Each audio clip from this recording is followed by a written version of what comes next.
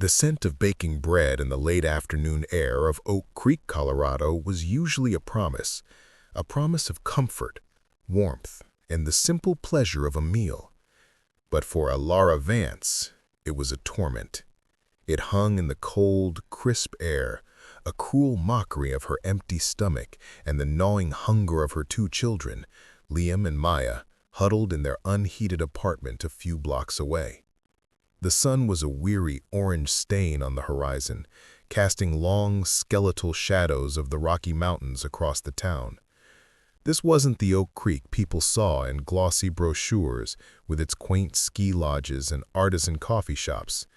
This was the Oak Creek of boarded-up storefronts and forgotten families, a place where a single mother's pride could feel as thin as the last dollar in her purse, which, for Alara, was none.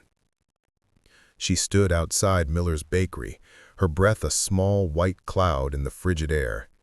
Inside, the warm glow of the lights was a beacon, but also a cage.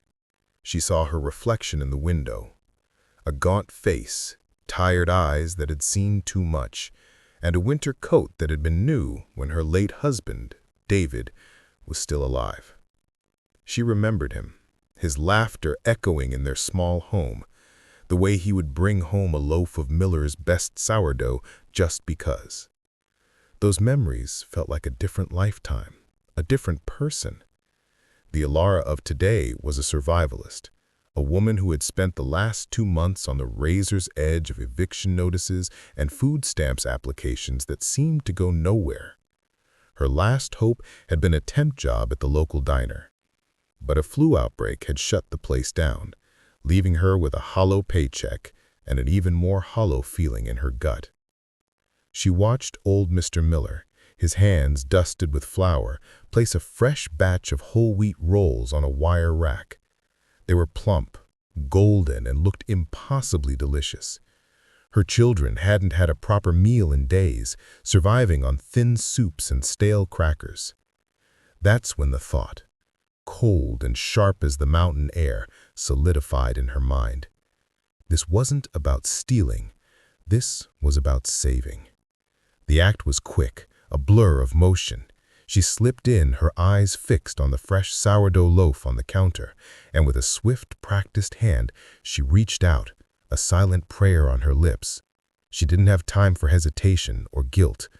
Her children were waiting. The air in Miller's Bakery was thick with the scent of flour and sugar, a deceptive comfort that now felt like a suffocating blanket. As Alara's fingers brushed against the rough paper of the bread bag, a sound shattered the silence. Not a shout, not a cry, but the simple, clear voice of Mr. Miller. "Hold on a minute, ma'am." Alara's body froze. Her heart, a frightened bird in her chest, began to beat a frantic rhythm. She turned, the bread still in her hand, to face him. Mr. Miller wasn't a young man. His face was a roadmap of a life spent in the service of flour and fire, etched with kind lines around his eyes. But right now, those eyes were sharp and knowing. "Don't you think you should pay for that?" he asked, his voice low but firm enough to carry to the few other customers in the store. The words were a direct hit to Alara's fragile pride. She could feel the stares of the other customers, the low hum of whispers that started like a low tide and then rose to a crashing wave. "It's the Vance woman," someone hissed. "Husband died a few years back. The whole town's been talking about her." Alara's face burned. The shame was a physical force, pressing down on her, crushing her. She wanted to disappear, to dissolve into the floor and become nothing. The bread bag slipped from her trembling fingers and fell to the worn linoleum with a soft thud, a sound that seemed to echo her fall from grace. "I can't," she stammered, the words getting lost in her throat. She couldn't explain. How could she? How could she tell these well-fed, well-dressed people that her children's hunger was a physical pain she felt in her own body? How could she admit that the warmth of their homes and the fullness of their plates were a universe away from her reality? The truth, laid bare, was a bitter pill. Just as the silence stretched to an unbearable breaking point, a new voice cut through the tension. It was a voice that belonged to a different era, a voice that was both frail and strong. Miss Eleanor, a fixture of Oak Creek, had stepped forward from the shadows of a corner table where she was sipping her tea. Her back was straight, her eyes held the wisdom of decades, and her gaze was fixed not on Elara, but on Mr. Miller. "I think, Henry," she began, her voice carrying the weight of a quiet command, "that you should let her go. She has her reasons." The crowd looked at Miss Eleanor, surprised. She was a woman of few words, and her sudden defense of the Vance woman was as shocking as if the mountains themselves had spoken. "I know this look," Miss Eleanor continued, her gaze sweeping the room. "The look of a mother who has to choose between her dignity and her children. I've been there myself." A collective gasp went through the crowd. Miss Eleanor, the woman who had helped start the town's historical society, the woman who hosted the annual summer tea, the woman who seemed to be the very embodiment of grace and good manners, a thief? "Decades ago," Miss Eleanor said, her voice dropping to a whisper, "my husband was sick, and we had nothing. I went to the butcher, not for charity, but to steal, and he caught me." She paused, her eyes locking with Ilaris, a silent understanding passing between them. "He saw me, he knew my struggle, and he let me go, because he knew that what I was doing was not out of greed, but out of love for my family." Mr. Miller looked at Miss Eleanor, a look of profound shock on his face. He had known her for years, but this side of her was completely new to him. The coldness in his eyes melted away, replaced by a quiet shame. He turned to Elara, his gaze now soft. He walked over to the dropped bag of bread and picked it up. With a silent gesture, he put it back on the counter. But then he added 2 more loaves and a bag of rolls, without saying a word. Elara's eyes filled with tears, but these were different from the tears of shame. These were tears of relief, of a quiet, unexpected redemption. The crowd, which had been so quick to judge, now seemed to be looking at Elara with a new kind of understanding. The atmosphere in the bakery had shifted. The air was no longer thick with judgment, but with a palpable sense of shared humanity. The air was still heavy with the scent of bread, but now it felt different, less like a torment and more like a promise. Mr. Miller, his hands still dusted with flour, had finished bagging the bread he'd added and presented the overflowing sack to Elara. She took it with a grateful nod, too choked up to speak. A few other customers, seemingly embarrassed by their earlier judgment, now came forward with quiet offerings of their own. One woman, a young mother with her baby in a stroller, offered a box of fresh eggs. An older gentleman, who had been sitting at a table with his newspaper, discreetly slipped a $20 bill into Elara's hand. The tide had turned, and the flood of compassion was almost as overwhelming as the earlier wave of shame. But as Elara turned to leave, a hand on her shoulder stopped her. It was Mr. Miller. "Elara," he said, using her first name for the first time. "Wait." He motioned for her to follow him to a quiet corner of the bakery, a little office tucked away behind the main counter. The walls were lined with framed photographs, each a faded, sepia-toned window into the past. In one photo, a young man who was unmistakably a younger Mr. Miller stood proudly in front of a newly opened bakery. In another, a woman with a kind smile and tired eyes stood next to him. "This is my mother," Mr. Miller said, pointing to the photo. "And this," he continued, pointing to a much older, almost unrecognizable photograph, "is a picture of her and your father, David Vance." Elara's breath caught in her throat. Her father, David, had always been a mystery to her, a quiet, reserved man who had died when she was just a teenager. She knew he had lived in Oak Creek for a short time before moving away, but she knew nothing of his life here. "Your father," he began, his voice taking on a hushed reverence, "was one of the kindest men I ever knew. He came to this town with almost nothing, looking for work after the war. My father was too proud to ask for help, and my mother was sick. We were struggling, barely making ends meet. Your father, he saw our struggle." Ilara listened, her eyes wide with disbelief. This was a side of her father she had never known. "He came here one night, after we had closed up shop. He said he had seen how hard my parents worked and that he wanted to help. He gave my mother enough money to buy the medicine she needed, and he did it on one condition. He made her promise that if she ever came across someone in a similar situation, she would help them, without question and without judgment. He said it was a legacy of bread and kindness that he wanted to pass on. My mother never told anyone about it. She kept her promise, and she told me I had to keep it too." Mr. Miller looked at Ilara, a gentle, sad smile on his face. "When you came in tonight, Ilara, I saw your face, and I saw my mother's face decades ago. When I saw the shame, I felt the pull of that promise my mother made so long ago. Your father's legacy, his kindness, is why I couldn't let you leave empty-handed." He reached behind the counter and pulled out a small, worn, leather-bound book. It was an old ledger, filled with neat handwriting. "This," he said, his voice a whisper, "is the legacy of bread. My mother kept track of every act of kindness she received and every act of kindness she gave back.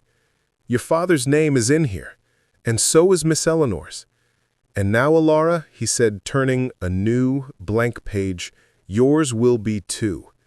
He handed her a pen, and Ilara, with a trembling hand, wrote her name on the blank page.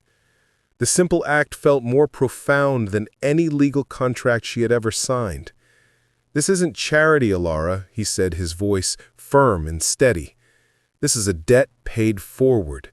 Your family has already paid for what you needed today, and now you have the opportunity to continue this legacy. Whenever you're able, you can pay it forward to someone else in need. The circle of kindness never ends." Ilara walked out of the bakery with the overflowing bag of bread in her arms, a sense of peace washing over her. The shame she had carried for so long was replaced by a powerful new feeling, a sense of belonging, a connection to a past she never knew existed, and a future that, for the first time in a long time, felt full of hope. The joy Ilara felt walking home, the weight of the bread in her arms a comfort rather than a burden, was unlike anything she'd felt since David had died. The cold air no longer seemed to bite, and the setting sun seemed to paint a picture of hope, not despair. She burst through the door of their small apartment, the warmth of the loaves a welcome contrast to the chill in the air. Liam, her 5-year-old son, and Maya, her 3-year-old daughter, looked up from their makeshift fort of blankets and pillows, their small faces pale with hunger. "Look, you two," Ilara said, her voice trembling with emotion. "I brought us dinner." She pulled a loaf of sourdough from the bag, and the children's eyes lit up. The simple meal, shared with butter and a sense of profound relief, was the most delicious thing they had ever eaten. Ilara felt a surge of strength she hadn't known she possessed. The generosity of the community, the kindness of Miss Eleanor, and the incredible, secret legacy of her own father had not only fed her children, but it also fed her soul. Over the next few weeks, the small acts of kindness continued. The neighbor who had promised a job at the local hardware store delivered on his word, and Ilara found herself with a steady paycheck for the first time in months.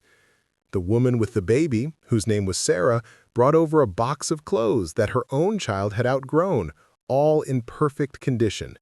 Mr. Miller kept a running cab for her at the bakery, a silent promise that the legacy of bread was a living, breathing thing. Ilara, in turn, began to pay it forward. She'd help the elderly Miss Eleanor with her groceries, and she'd make extra loaves of bread to share with a young, struggling couple who had just moved into town. The cycle had begun. Just as Ilara's life began to feel stable, a new shadow loomed over her. It came in the form of an unexpected email, a cold, formal message from a lawyer in Denver.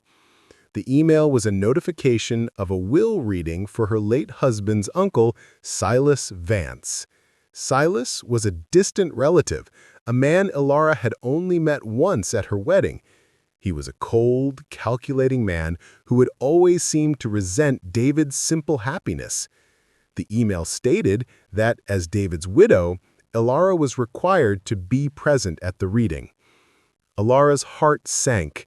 She had no interest in her husband's family, especially not the venomous Silas, but the wording of the email was clear and ominous. Failure to appear will result in the forfeiture of any and all claims to the Vance estate. Ilara had always assumed that the Vance family had nothing. David had always been open about his humble beginnings, and their life together had been a testament to that.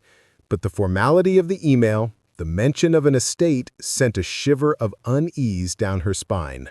She booked a bus ticket to Denver, leaving the children with a trusted neighbor. The bus ride was long and filled with a growing sense of dread. She couldn't shake the feeling that this was a trap, a twisted game that Silas had concocted. When she arrived at the lawyer's office, a sleek, modern building that felt a world away from Oak Creek, she found Silas already there, looking every bit the cunning, manipulative man she remembered. He was dressed in an expensive suit, his eyes a cold, hard blue. He barely acknowledged her presence.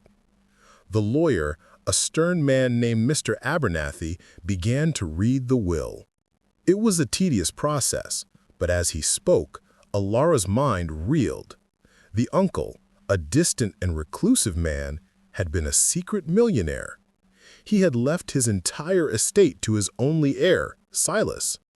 But there was a small, crucial detail, a provision that seemed to exist for one reason only, to cause trouble.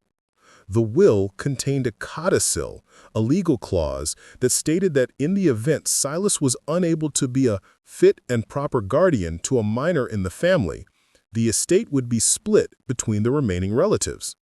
The catch? The only minor left in the family was Ilara's son, Liam.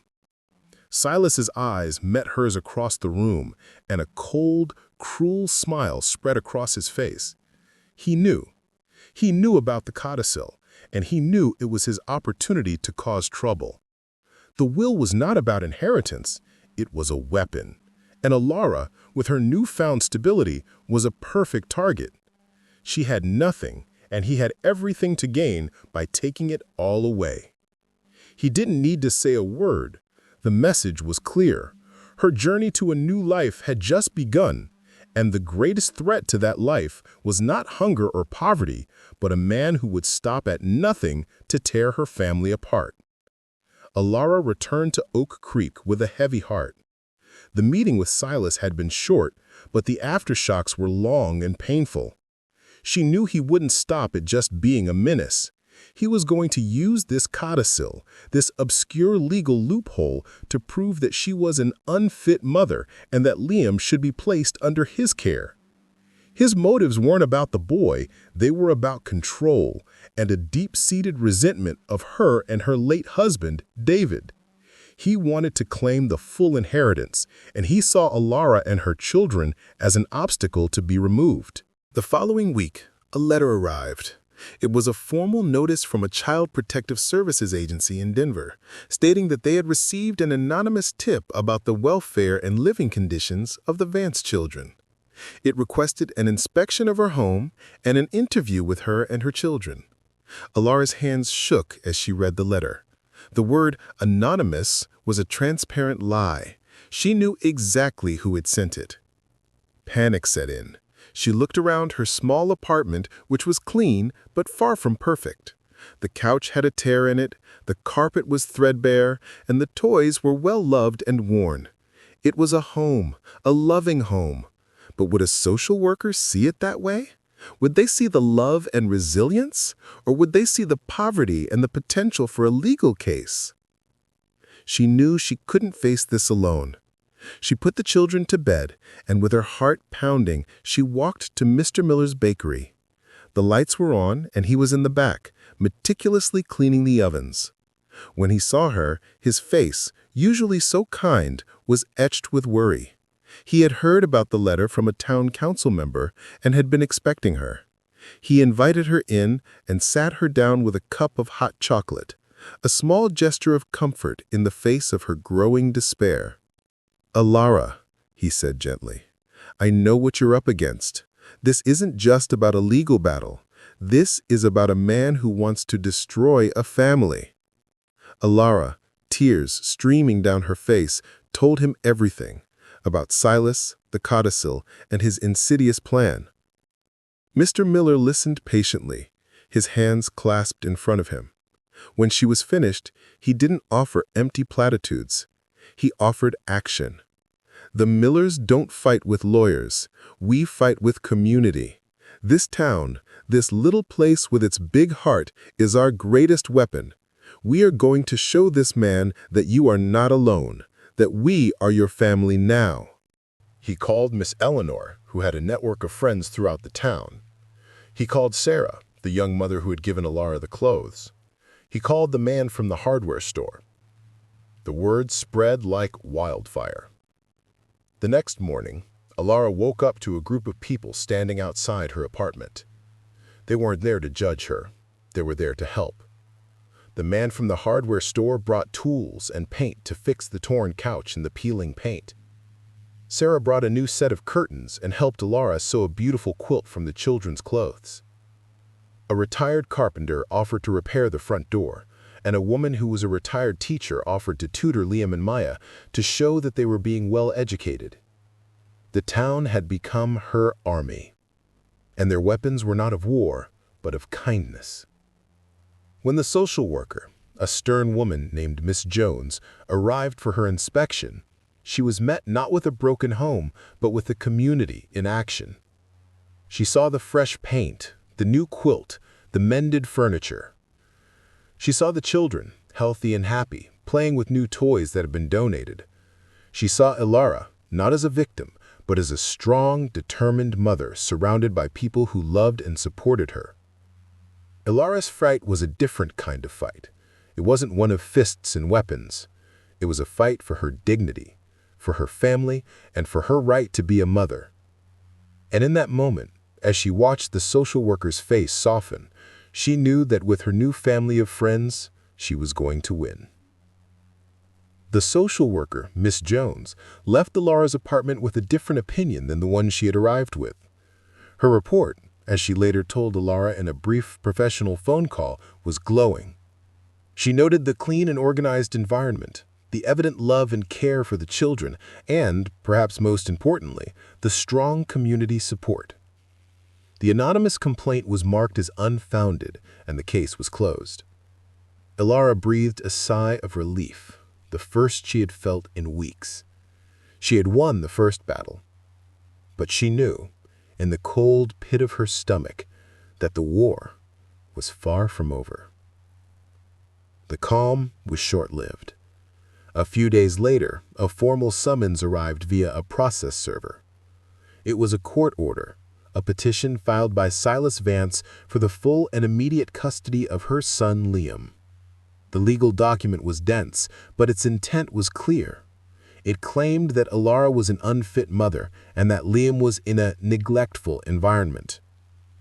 It cited the recent police call, the unfounded child services complaint, and, most cruelly, it referred to her husband David's questionable past, a past Silas knew nothing about. The summons also included a request for a restraining order against Alara, accusing her of threatening Silas, a transparent and vicious lie designed to isolate her. New community rallied around her. Mr. Miller called his old high school friend, a retired lawyer named Walter, who agreed to take on the case pro bono. Miss Eleanor, with her quiet dignity, offered to be a character witness, as did Sarah and the hardware store owner. They knew this was a fabricated case, but they understood the ruthless power of the law in the hands of a man like Silas. The first court date was set for a hearing in Denver.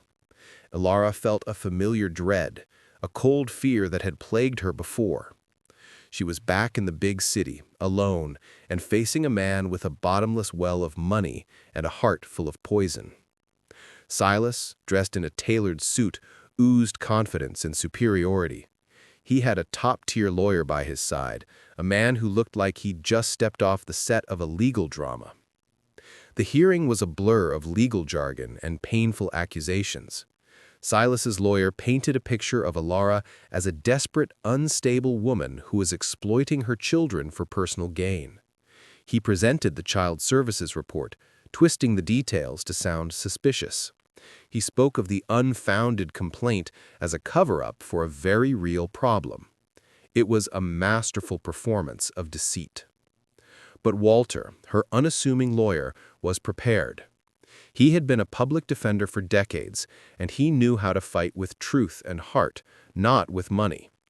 He presented the character witnesses, one by one. Miss Eleanor's testimony was the most powerful. She spoke of the legacy of kindness that connected her family to Ilara's, a legacy that was being used as a weapon against her. She spoke of how Ilara had gone from receiving help to giving it, proving her strength and moral character. As the hearing drew to a close, Silas's lawyer, clearly frustrated by the community's unified front, made a final, desperate move. "Your Honor," he said, "my client has one final piece of evidence, a sealed document, a deed, that proves that David Vance was not the man his wife pretends he was. It's a document that, for the safety and welfare of the child, should be immediately reviewed by this court." Ilara's heart pounded. A sealed deed? She knew nothing about this. She looked at Silas, who was watching her with a cruel smirk. He had a card up his sleeve, something he had been waiting to play. The judge, a stoic woman with a no-nonsense demeanor, agreed to review the document in her chambers. The hearing was recessed until the following morning. Ilara walked out of the courthouse feeling defeated. Walter tried to reassure her, but she couldn't shake the feeling that Silas had just played his trump card. She didn't know what this deed was or what it contained, but she knew it was a lie, a final piece of his twisted puzzle designed to tear her family apart. The quiet victory she had felt earlier now seemed fragile, a temporary reprieve before the final, devastating blow. She realized that she wasn't just fighting for her children anymore. She was fighting for the memory of her husband and the very soul of her family. The courthouse hallway was a silent, sterile cage. Ilara paced, the polished marble floor a cold mirror reflecting her fear. Walter, her lawyer, tried to reassure her, but his words were thin comfort against the dread that had taken root in her heart. Silas's final gambit, that sealed deed, felt like a loaded gun pointed directly at her family. What secret could David, a man so pure of heart and simple in his ways, have possibly hidden that would be so damning? The mystery only deepened when the judge returned the next morning, her expression unreadable. Walter leaned in, his voice a low whisper. "She has to rule on the validity of the document first. Then we'll see what it says." Silas, on the other side of the aisle, was a predator savoring the kill. His eyes held a smug certainty, a silent venomous promise that his victory was imminent. His lawyer, a thin-featured man named Preston, stood beside him, a thin smile playing on his lips. "Your Honor, we have here a deed, dated 2 weeks before Mr. David Vance's death. It transfers ownership of a substantial asset to a holding company controlled by my client, Mr. Vance." Ilara's mind raced. An asset? David had never owned anything but their small home and the old truck he drove. What could this be? Preston's voice continued, a chilling monotone. "The deed is for a property in Oak Creek, a commercial building that was to be converted into a community center for underprivileged youth." The words hit Ilara like a physical blow. A community center? David had talked about a dream of a place for kids, a safe haven where they could learn and grow. But it was just a dream, a beautiful, impossible vision. How could he have owned a building? Preston went on, his voice dripping with condescension. "The deed was signed by a man named Henry Miller, The same man, Your Honor, who testified yesterday in support of Mrs. Vance's character. A murmur went through the courtroom. Ilara looked at Walter, her face a mask of confusion. This made no sense. Why would Mr. Miller sign over a building to David, and why would David transfer it to a holding company run by Silas?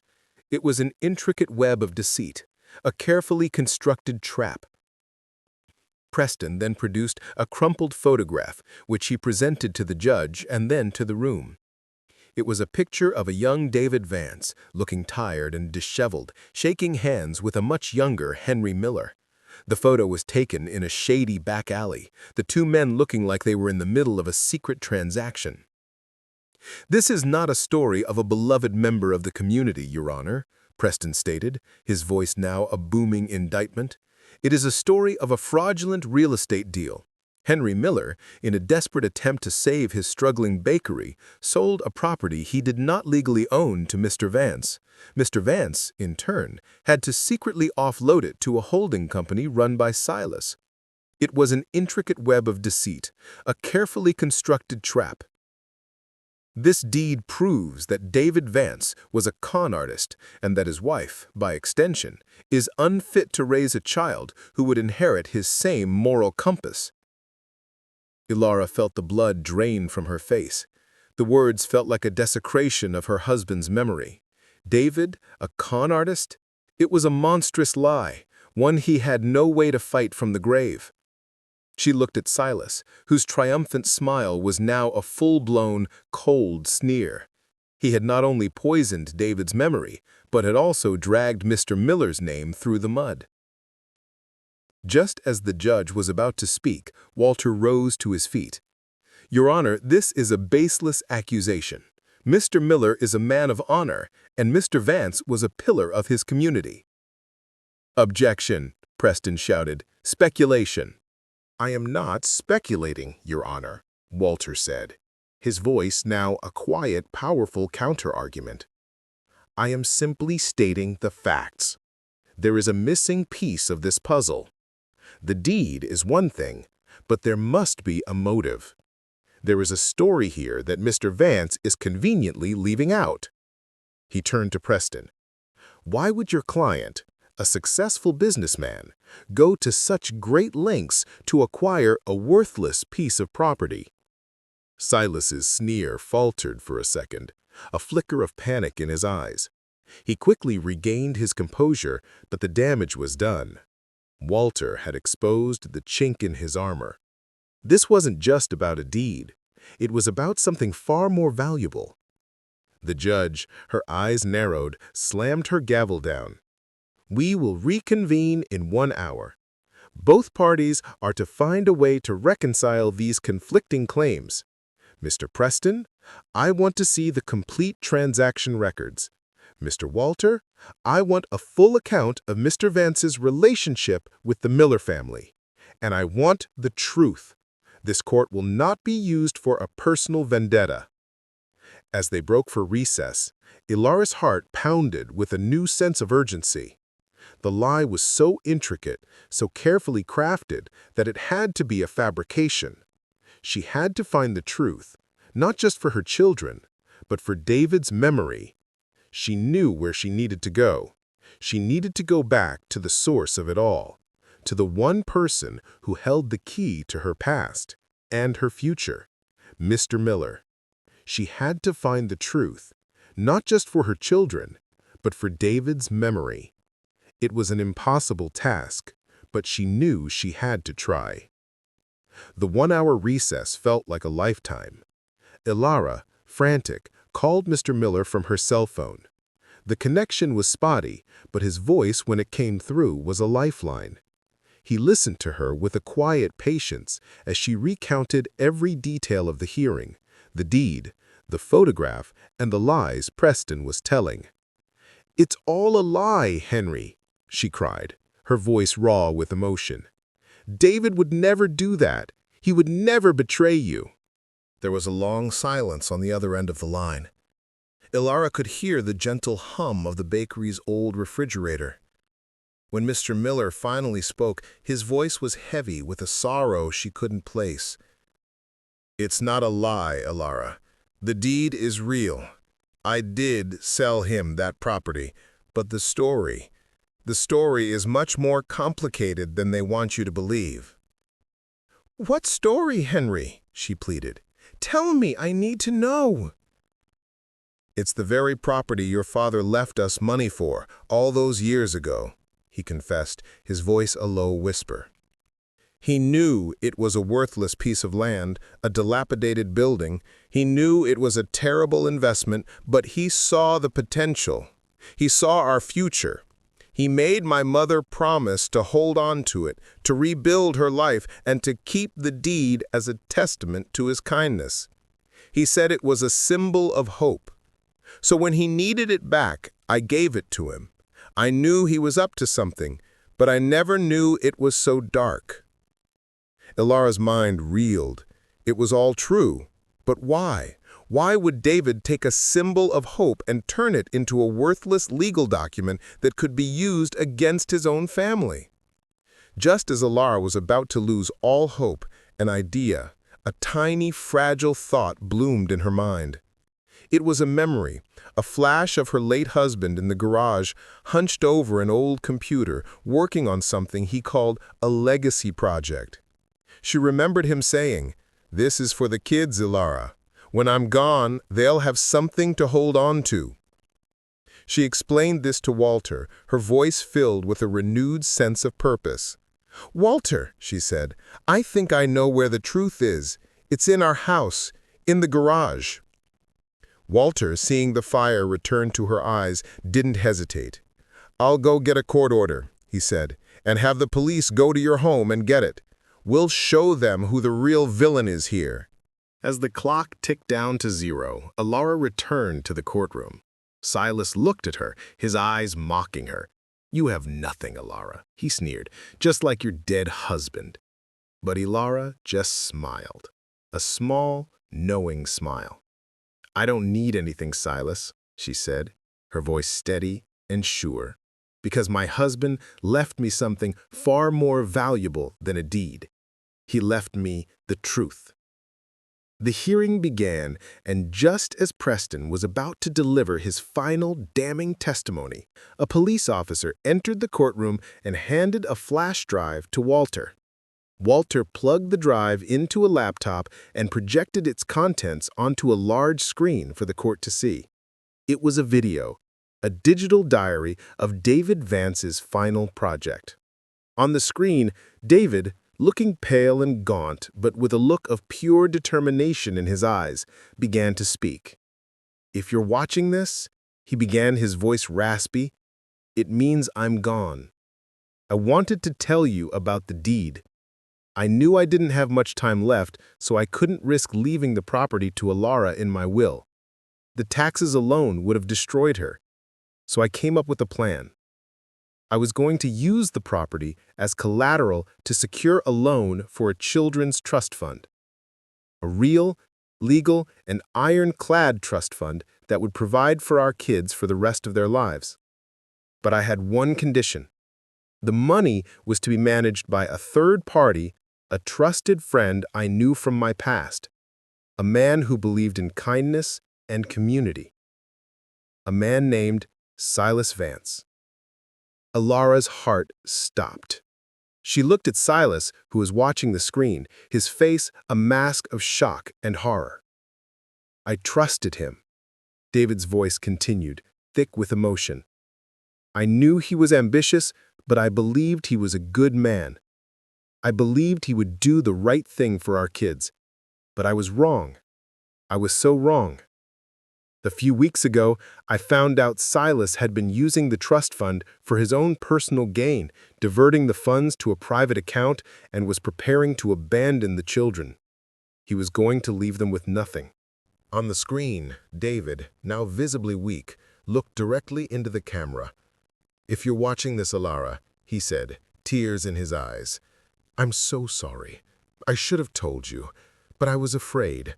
I didn't want you to see the side of my family that I knew existed. I was ashamed. The one thing I have left to give you is the truth. The deeds, the legal papers, the receipts. They're all in a file, hidden in the back of my garage, behind the old tools. It's the only weapon I can give you against the lies that will be told." He then held up a small object, a simple metal pin. "I had this made," he said, "for you, for Liam, and for Maya. It's a key to the box where all the evidence is. It's a reminder that the truth will always set you free." The video ended, and a stunned silence fell over the courtroom. Silas was standing, his face white with rage, his carefully constructed lies crumbling around him. Walter turned to Preston. "The real deed, the real trust fund, and the real evidence of your client's crimes is now in the hands of the police. What you have here is a worthless piece of paper. The only fraud in this room is the man who created it." Silas's lawyer, a look of utter defeat on his face, turned to his client. "We're done here, Mr. Vance." The judge, her eyes now filled with a quiet fury, slammed her gavel down. "Case dismissed. Mr. Vance, I will be referring this entire case to the district attorney's office. You are not to leave this courthouse." Ilara, overwhelmed, stumbled out of the courtroom. The fight was over. She was free. And it was all because of her husband's love and his final, beautiful, and devastating act of courage. The courthouse was a whirlwind of activity. Police officers, summoned by the judge, moved in to arrest Silas. The man who entered the building with such confidence was now being led away in handcuffs, his face a mask of disbelief and rage. He shot one last venomous look at Ilara. "You haven't won. You'll never know the truth." But Ilara knew the truth. She had watched it unfold on the screen. She looked at the police officers, the media, and her lawyer, and a sense of calm, of peace settled over her. The battle was over. Her family was safe. She looked at Walter, who, despite his decades of legal experience, had a tear in his eye. "He was a good man, Ilara," he said softly.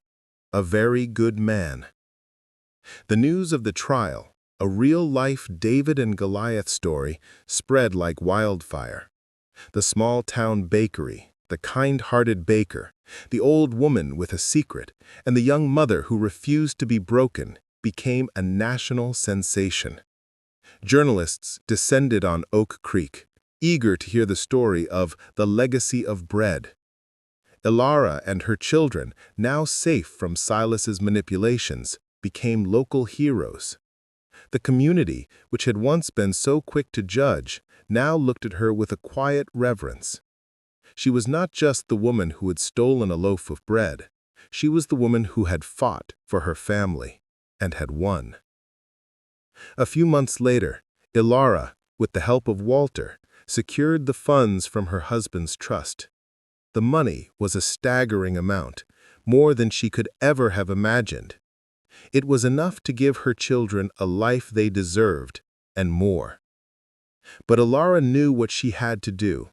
The money was not hers to keep. It was a gift from a man who had believed in a simple idea, that everyone deserved a chance. The first thing she did was make a visit to Mr. Miller. She walked into the bakery, the familiar scent of bread filling her lungs, and handed him a check. It was a check for a significant amount, enough not only to cover the price of the property, but to modernize his bakery and give him a comfortable retirement. "This is not for me, Henry," she said, her voice filled with emotion. "This is a gift from David. He wanted you to have this. He wanted you to know that his dream was for you to have a place where you could bake for the rest of your life." Mr. Miller, tears in his eyes, hugged her. "Thank you, Ilara. Thank you for not giving up on him." The next person she went to see was Miss Eleanor. The old woman, now frail and in a wheelchair, smiled at Ilara when she entered her room. Ilara handed her a check for a generous amount that would ensure she would live comfortably for the rest of her life. "I can't take this, child," Miss Eleanor said, her voice soft. "Yes, you can," Alara replied, "because you taught me that the kindness of a stranger can be the greatest gift of all. This is my gift to you for teaching me how to be a hero." With the rest of the trust fund, Alara, with the help of the community, purchased the dilapidated building that was the subject of the trial. With the help of the carpenter, the painter, and the hardware store owner, they turned the building into a place for the community. It was a place where local kids could come to learn, to play, and to be safe. It was a place where every child, no matter their background, had a chance to shine. The building, a beacon of hope, was a testament to the power of kindness. And at the grand opening, Alara, with her children by her side, gave a speech. She spoke about the legacy of her father, the kindness of a baker, and the strength of a community that had refused to let her fall. She spoke of how a simple loaf of bread, an act of desperation, had become the foundation of a new life. She looked out at the faces in the crowd and she smiled. She wasn't just Ilara Vance, the woman who had stolen a loaf of bread. She was Ilara Vance, the woman who had taken a fall and, with the help of her community, had risen to the stars. The story of the bread, which had begun with shame, had ended in a beautiful and spectacular act of love. Want more stories like this? A new story awaits you tomorrow. Subscribe to the channel and get your daily dose of emotion.